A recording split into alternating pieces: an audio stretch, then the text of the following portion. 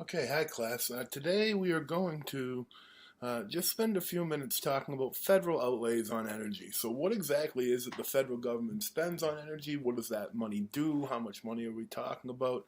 We're going to get a little sense from before very recent actions. So, we're going to look at some data from just a few years ago, because later in the course we'll talk about the Biden administration, the Inflation Reduction Act, and much more recent changes that happened maybe in the last 4 or 5 years.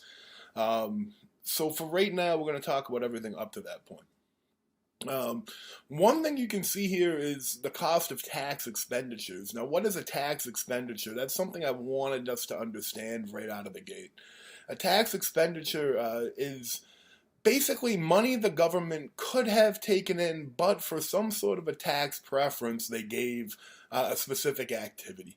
Um, so certain activities are tax preference activities. There's simple ones that you can understand, just from your home. For instance, there's the solar investment tax credit, where if you go ahead and you want to put solar panels on the roof of your house, they may give you a 30% tax credit.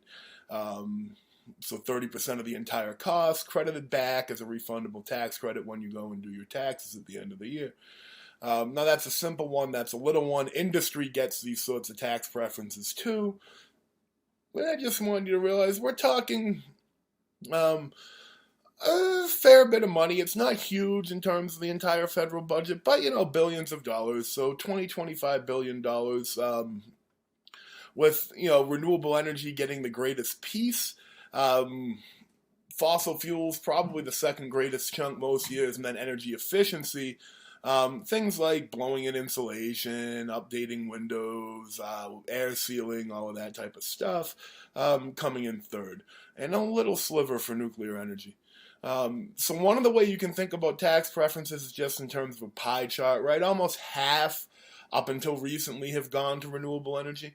About a third went to fossil fuels, and not quite 20%, so not quite a fifth went to everything else. Um, and so most of that was energy efficiency, but there's a little bit of tax preference for nuclear energy and electric companies. Um, so here I will leave these up there, and you can check out some details about exactly what those do. I don't think it's important for you to go through all of that um, right now in terms of video, so I'll skip forward ahead. And I want to talk about sort of the transformational nature of ARRA. Now, you may have heard of ARRA in the past. It is the American Recovery and Reinvestment Act of 2009, but I think most people commonly know it as Obamacare. And the thing about Obamacare is it substantially increased the investment in energy, and you can see right here, it was sort of a remarkable amount of money. Now, not all of that money that was allocated by that bill in 2009 was spent in 2009. Much of it was designed to be spread over the subsequent 3 years. But this is really what kicked off any sort of modern federal um, energy spending, particularly around renewable energy. And so you saw after this investment, a lot of the wind turbines you might have seen up around the state in Rhode Island started to go up. Um, you might have seen, for instance, the three down at the Narragansett Bay Commission off of the Thurber's Ave exit on 95. You might have seen them on, either side of New England Tech, further south around Warwick on 95. Now we're going south from Providence. You might have seen a couple in Portsmouth, right? One at the Portsmouth Abbey, one at the Portsmouth School. So all of that stuff started, in no small part due to the investment here. And a lot of the solar companies that are now around the state today got their start from that investment too. So you can see, some more breakdowns of the advanced funding, but how did their direct energy tech investment go? Um, I think you'll see again, a big chunk of it went to renewable energy and energy efficiency. There's some money for energy science, just basic science done in the lab. There's some money for nuclear energy and fossil research, but really the bulk of it is, renewables and energy efficiency. Um, Now, sometimes the government doesn't pay money out directly in terms of tax expenditures or in terms of contracts. Sometimes what it does is loan guarantees. It attempts to sort of lower interest rates or otherwise guarantee loans that banks wouldn't guarantee without a federal backstop. So these are the Section 1703 and Section 1705 grants and loans, and you can see some details about those there. What those help do is spur private sector R&D, right? And you can see that we actually started to get, quite a bit more private sector R&D after that influx of money following the Great Recession came. So I'll talk last about federal support for oil production because that is still in there. Federal support for oil production actually usually isn't as much money as people think it is, and it's not as large of a tax credit as I think the general public would guess if you had to survey them. But it is a fair amount. So, there are oil production tax credits. Oil production is a big business in the United States.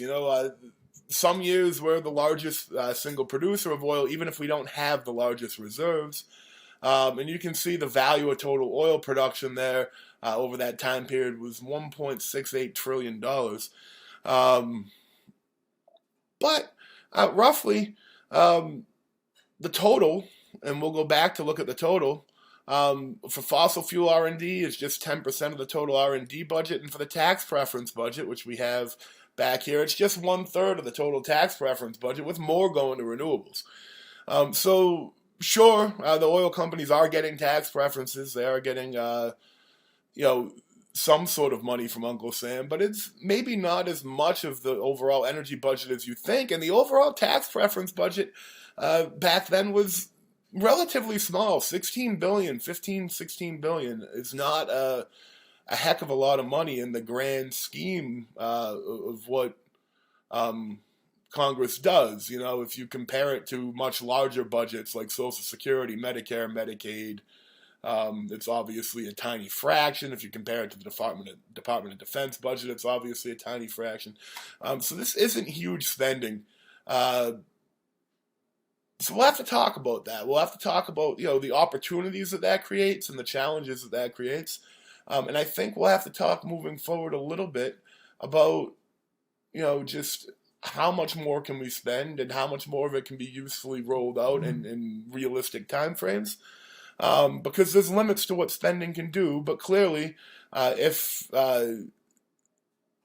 transforming the energy sector is a priority, we have some runway here to try to do it. So we'll get more into that as we roll on next week. But I just wanted to give you a basic introduction of what tax expenditures are, which we learned about. Right, it's tax money the government forgoes in terms of credits and deductions. I wanted to give you a little bit of an overview of how those break down in the energy arena. And I want to give you a little bit of overview of R&D spending and what the federal government's spending overall,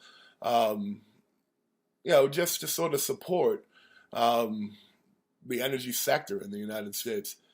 So we'll dig deeper into this as we go, but I want to thank you for watching this short video.